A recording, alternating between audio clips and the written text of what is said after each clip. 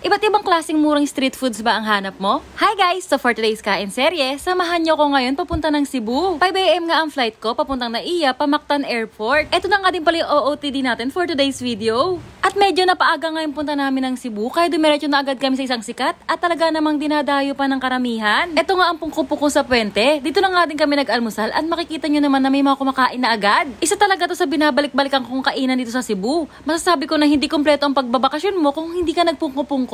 Dahil lang nga din sa sobrang kilala ng kainan na to, pinupuntahan pa sila ng iba't ibang tao galing sa iba't ibang lugar dito sa Pilipinas.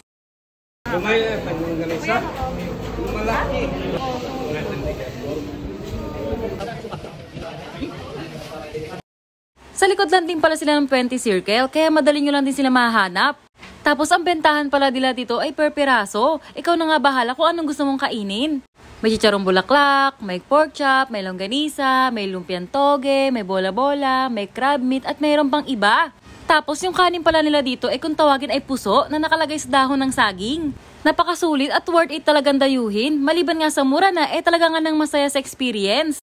At kung mapapadpad nga kayo sa Cebu, ay dapat yung dayuhin o puntahan itong pungko-pungko sa puwente. Araw-araw na pala silang open from 6 AM hanggang 10 PM. Saan naman kaya ang next food trip natin? Ayun lang, hanggang sa susunod na kain serye!